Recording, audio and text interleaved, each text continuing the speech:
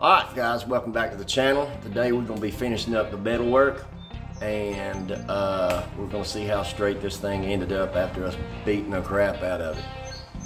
Let's go do some work.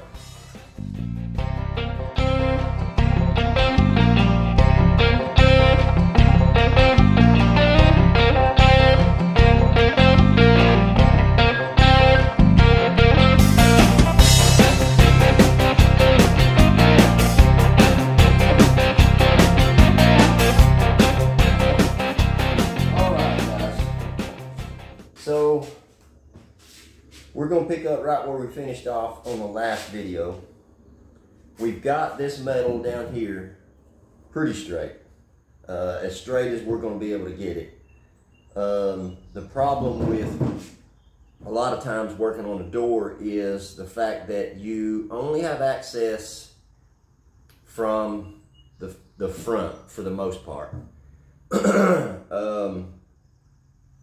Certain tools, you might be able to use certain tools, dent removing tools, from the inside, you know, where the window regulator and all that stuff is. But there's nothing on this door really worth going through that trouble. Where we left off the other day, we were fooling with this lip over here. And where we finished up the other day, this is in pretty decent shape. So what we're going to do now is we're going to prep the metal for the polyester filler. We're going to clean it really good, and we're going to add our rust inhibitor and our rust converter, and we're going to let that set. And then when it sets for a few minutes, we will we'll add our polyester body filler. So that's what we're going to do right now. Let me get some eye poke protection and some ear bone protection. I just soon not go have metal dug out of my eye again. Ain't never had that done. That's a lot of fun. Enjoyed that thoroughly. Nothing like a drill bit coming at your eyeball repeatedly. So I highly suggest trying that out. You can take my word for it, but you're really not going to know until you do it. All right. So I got 40 grit on here, and what we're going to do is we're going to really just groove this metal up real good so the body filler has something to adhere to really nice. So we're going to end up, guys, really doing virtually the whole door. There's so many different places in this door that it really needs to be completely covered and then sanded back into shape. So we'll get to it.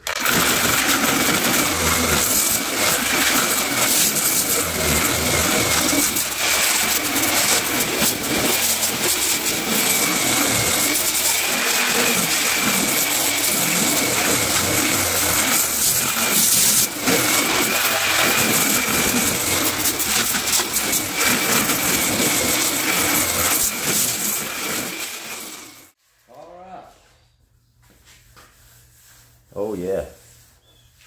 Woo, boy, that's rougher than Amy Schumer first thing in the morning, I'll tell you. Alright. So we got it roughed up really good, and I probably shouldn't have wore flip-flops because now I have metal all in my flip-flops. That'll be fun to pick out later. Sure. Alright. Bring you back. Alright, that's pretty much what you're after. You really need to scar that metal up really good. That way your body filler's got something to stick to. If you've heard me talk about it in the past, properly applied body filler will outlast the paint. And So you need to rough that metal up really good. That way that body feeler's got something to grab a hold of and really lock itself in there real good. So what we're gonna do, we're gonna start mixing up some body filler, and I'll walk you through applying this stuff. We're gonna do this a little bit different than say we would a small dent or a small place. Literally, I'm going to mix this stuff up on the panel. I'm not going to use a mixing board because what I'd like to do is go ahead and get the majority of every bit of this door done in one big swoop. And so I want to mix up enough body filler to put a skim coat on the whole door. And that's gonna promote getting the panel flatter quicker. I may still have to go back and reapply some, but in certain places. But I want to get the majority of the door done in one fell swoop, and so we're gonna mix it straight up on the panel.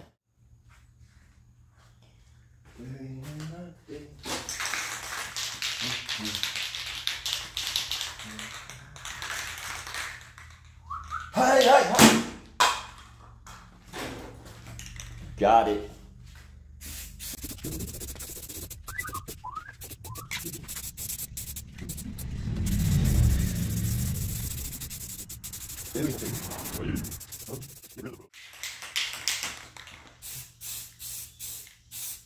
All right, so we have added our what you call that stuff? Our what's that word I'm looking for? The wax and grease remover. So we've already wiped the panel down, and what we're doing is we're converting the rust before you do your body filler. Body filler will not adhere to rust. Let me repeat. Body filler will not adhere to rust. It will look like it does for a little while. And then after that, it will ejecto rusto right through your paint. So you got to convert the rust. If you can't get rid of it, or if you don't want to get rid of it, then you got to convert it. No way around it. We're gonna do this pretty liberally, and then we'll let it set.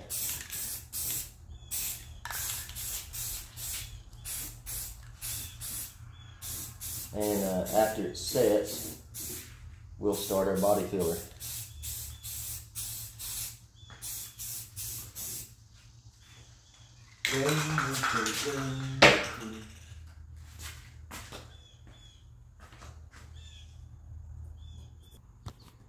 So I would say we removed some metal. Got metal all in my shirt. Golly. Wife's gonna love that. Great. Good news though. I got my iron for the day. So there's always a silver shadow on the lining of the fog thing, is what I'm trying to say. Okie dokie guys. Now that our rust inhibitor has had time to set and dry, well, no, what I really did was took an hour to pick the metal shards out of my shirt, and the rust inhibitor happened to have dried while I was doing that. So there's that. Now what we got to do is need to get this thing right here. I need to open this thing right here, just like so, forth and yon. throw that, I don't know, over there. All right, now we need a stick. So let me get a stick.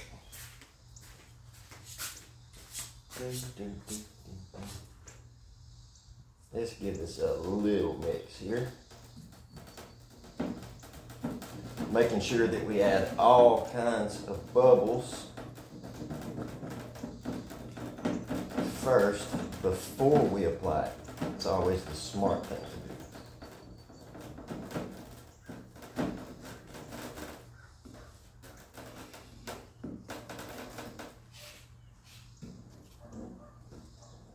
Set you right there.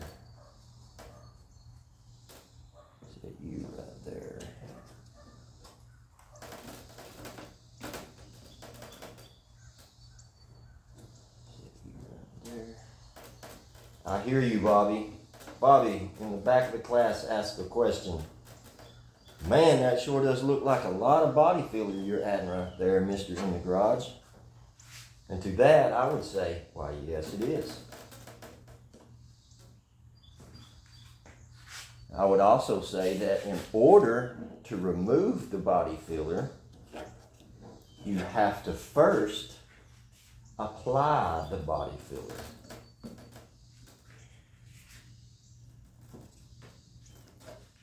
All right. Put you right there. Now, let's get some hardener.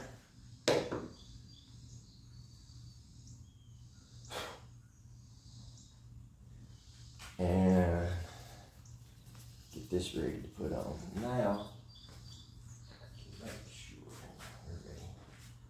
All right.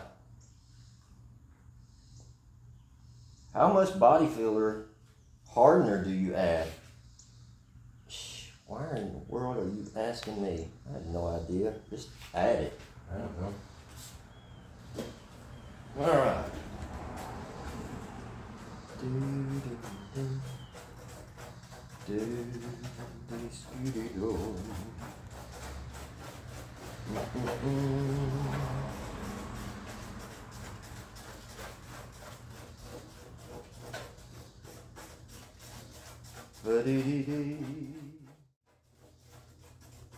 Get good and mixed up.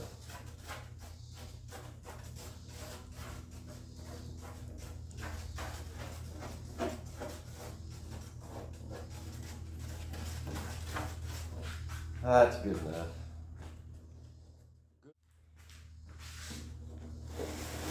Let's make sure we get the undercoating really good.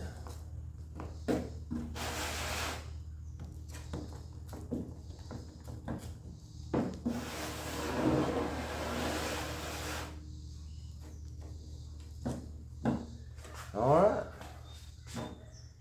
Chunk that over there somewhere.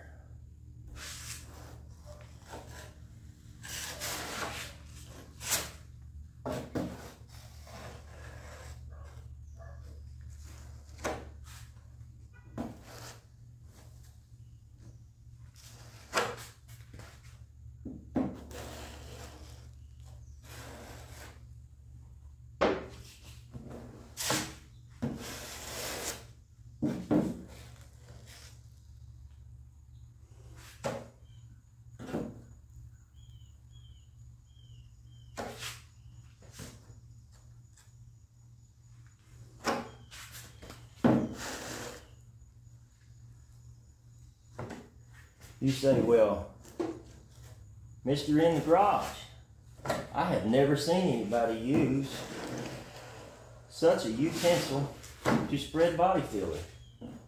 This is a first for me. I say, well, yes. I want to get it on and get it done. And what better way to do it than a nice sheetrock mud spreader.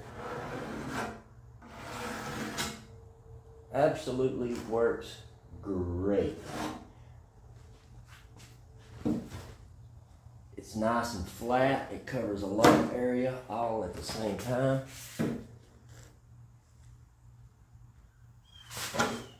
And the flatter you can get your body work when you initially spread it, the less work you're gonna have.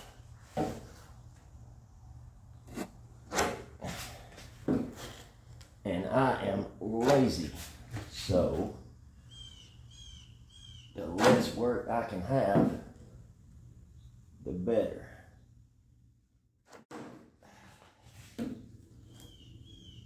And yes, I am applying a lot of pressure.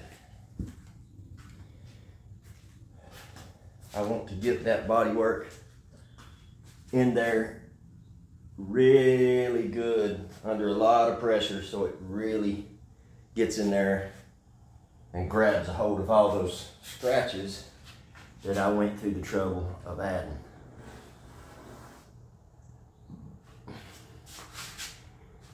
Let's see.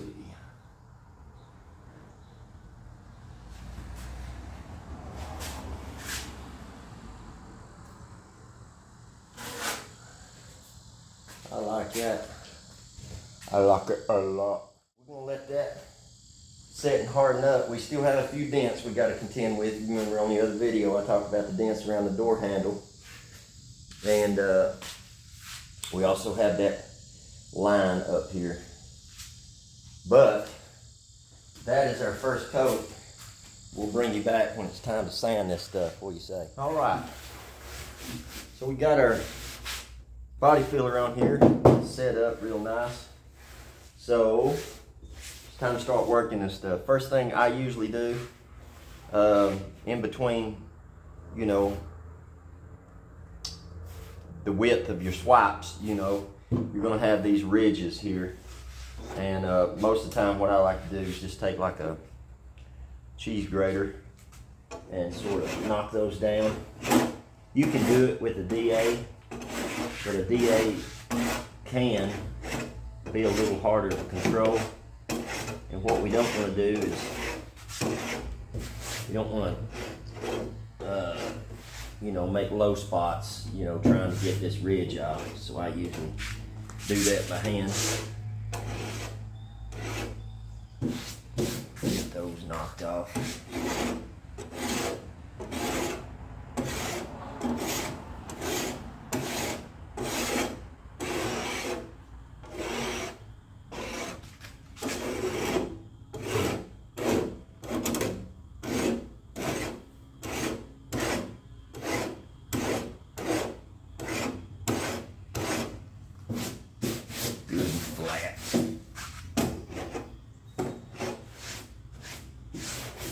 Now,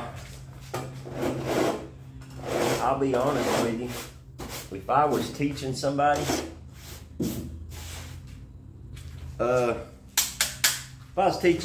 how to start working their body work, I would probably not teach them to use a DA.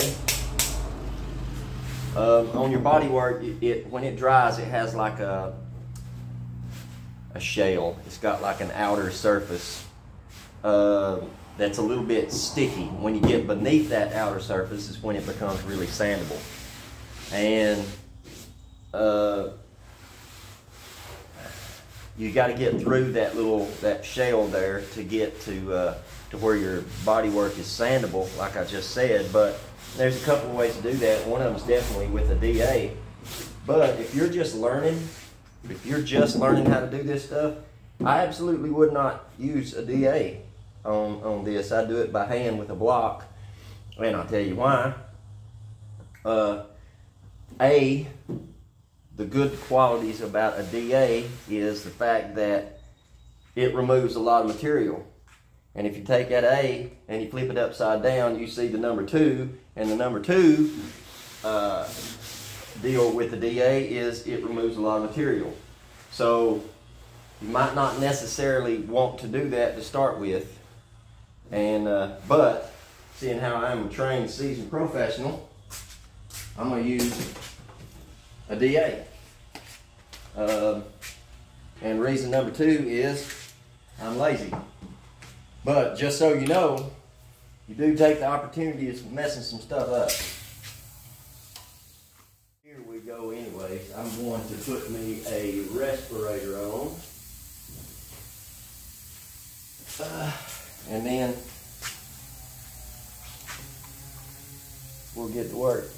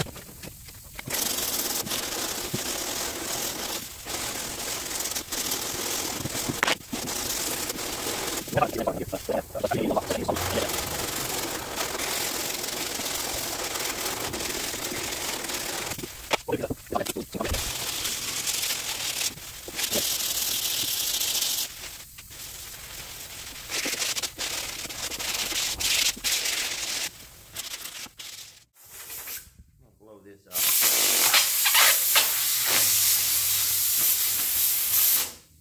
We had a mishap. If I had to guess, I would say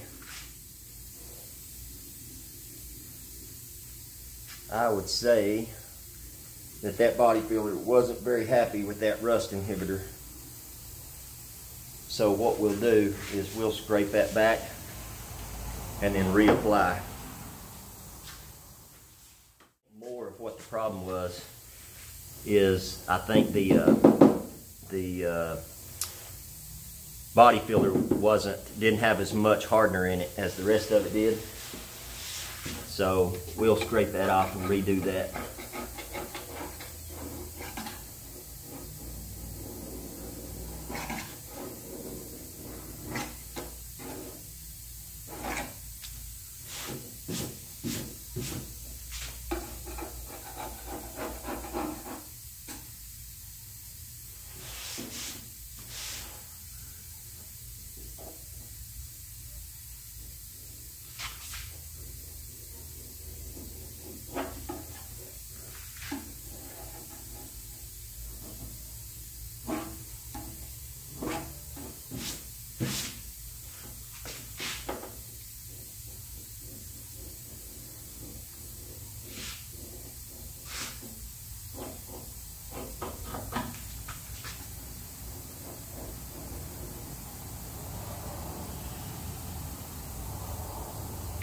That was a boo-boo on my part. A line. And that way it'll stop that peeling.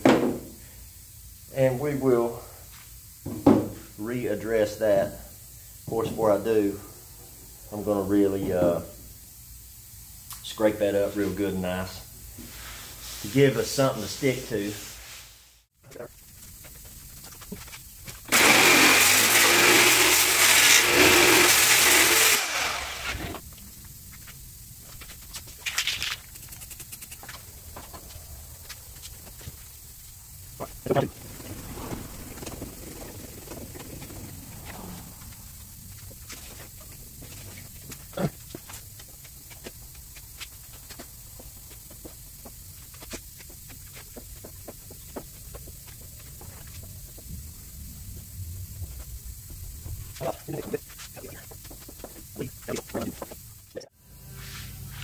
All right, so we got our second go around a body filler on here ready to sand.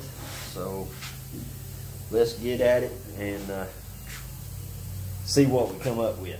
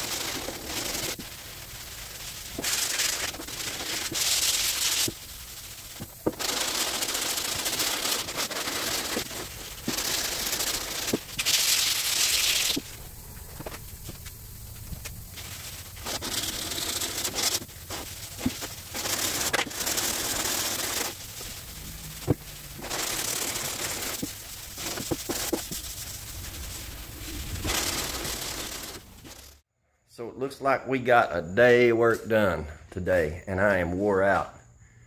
Man, I talk about it every video, but good freaking grief, it's hot. But we got all the body work done on the door, and turned out fairly good. Plenty good enough for our filling sand that we're gonna be spraying. No less than 2 coats, probably 3 coats. Make sure it's good and straight. You know, you don't want to do all this work and then, you know, see where you missed something or something could have been done better or whatever. All right.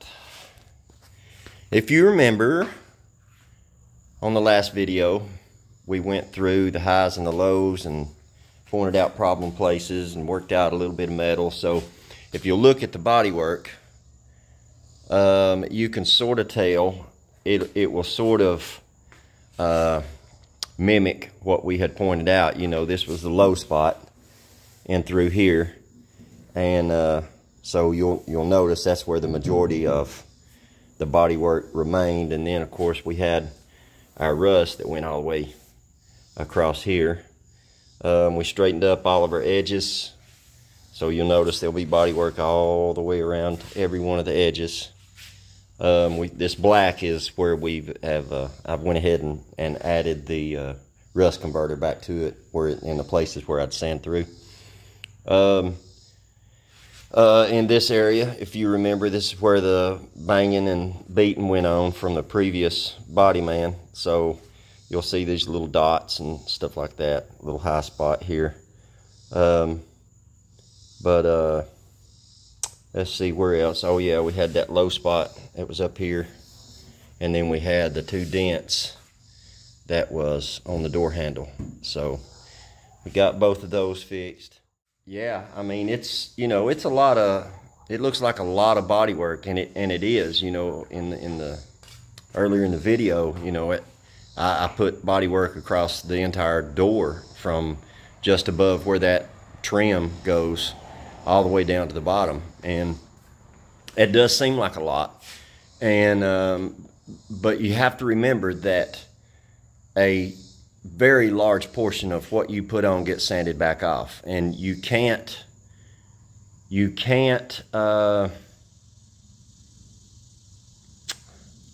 take care of the highs and lows if you didn't add any material to it to be removed. So you exaggerate the amount of material you put on it so that you have something to take off and sort of level out the surface. I don't know if that makes any sense, but the truth is, and I've mentioned it before, the truth is, if you will watch these top quality show car body shops and restoration body shops, they literally skim coat the entire surface of the vehicle and block sand the whole vehicle. And you know, I for some reason I feel the need to defend body filler. It's got such a bad name, and I mean, it's an absolute necessity. You have to have it. So, but going back to my other point, and you know, it looked like a lot, and it was, but you have to put it on there in order to take it off. If you don't put enough body work on to start with, you're going to constantly have to revisit it and add a little here and add a little here. And if you're not careful, you'll start chasing your tail, because you'll add a little bit of body work here and sand that, and then oops, you went a little bit too far beside it, so now you've got to fix that. It's just easier to put more on than what it looks like you need, and remove it as it needs to be removed, and that way you don't have to keep revisiting the panel over and over, chasing, you know, bad places. We had to go over this panel 3 times to take care of all of the multiple issues this door had. And had this been a fender, it would have been a little bit easier, because I could have gotten to the back of everything and been able to straighten out a whole lot of the stuff with a dolly and a hammer. But with not really having any access to it, you're sort of, you know, you're sort of having to make do with what you got. And so that's what we had to do. But I believe we're going to end it here. If you made it this far, I appreciate it. Thank you very much. I hope you enjoy it. If you haven't already, hit that subscribe button, hit the share button. Guys, leave me a comment. Tell me what you think you know, what you think about what's going on. You know, if there's something I can do different, or something I overlooked, or something I didn't explain, or something I just outright did wrong. And I'll be more than happy to go farther into detail, and with the limited knowledge that I have, and at least an explanation as to why I did what I did. But again, subscribe, share, leave a comment, hit the like button, and we'll check you out on the next one. Y'all go do some work.